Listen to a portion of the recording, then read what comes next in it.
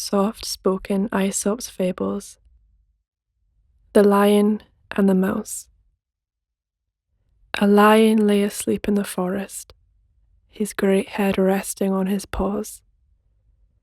A timid little mouse came upon him unexpectedly, and in her fright and haste to get away, ran across the lion's nose. Roused from his nap, the lion laid his huge paw angrily on the tiny creature to kill her. "Spare me," begged the poor mouse. "Please let me go, and some day I will surely repay you."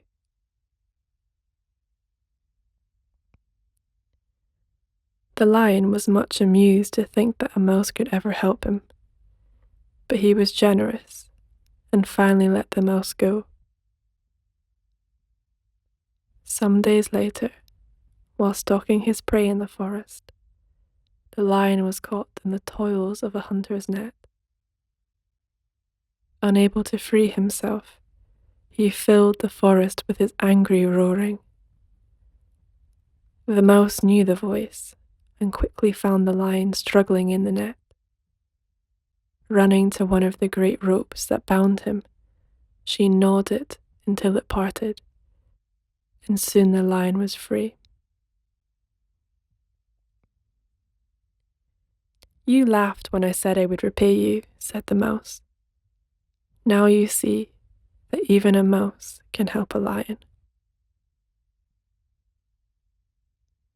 A kindness is never wasted.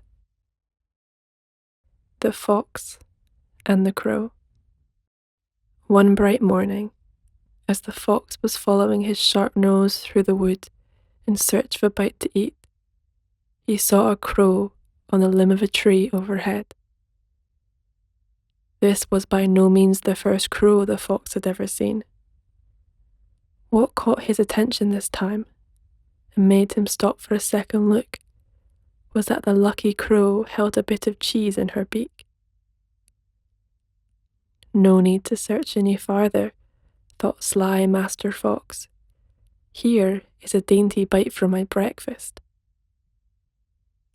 Up he trotted to the foot of the tree in which the crow was sitting, and looking up admiringly, he cried, "Good morning, beautiful creature."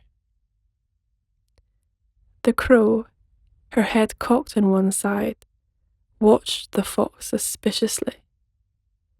But she kept her beak tightly closed on the cheese and did not return his greeting. "What a charming creature she is," said the fox.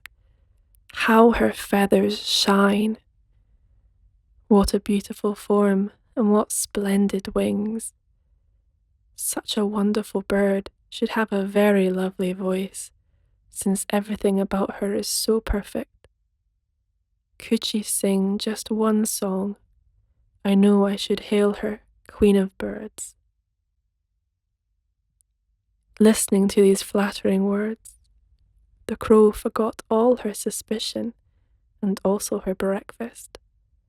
She wanted very much to be called Queen of Birds. So she opened her beak wide, uttered her loudest caw, and down fell the cheese straight into the fox's open mouth.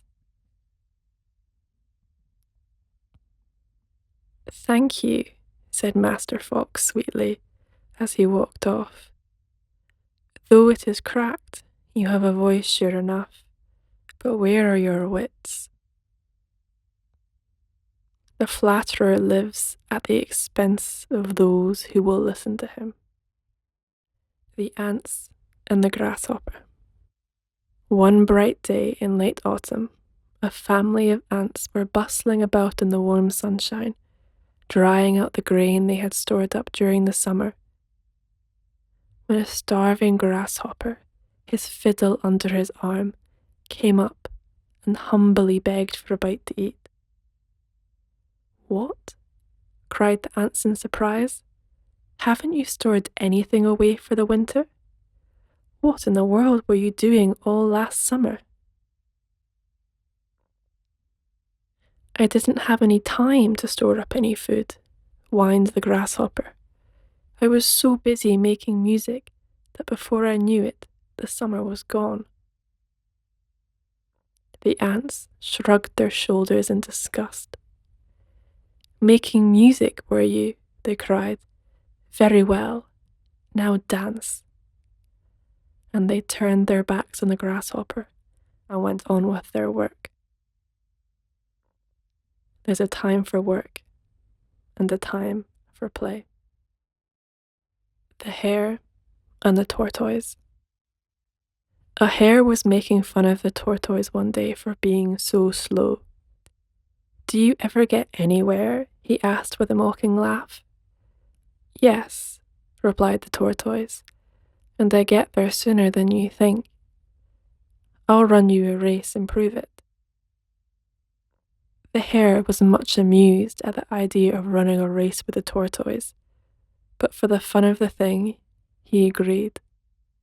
So, the fox, who had consented to act as judge, marked the distance and started the runners off.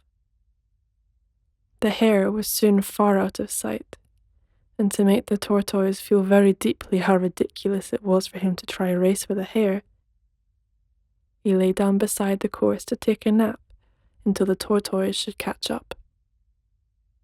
The tortoise, meanwhile, kept going slowly but steadily, and, after a time, passed the place where the hare was sleeping. But the hare slept on very peacefully, and when at last he did wake up, the tortoise was near the goal. The hare now ran his swiftest, but he could not overtake the tortoise in time. The race is not always to the swift. Please like this video, comment, and subscribe. Sleep well.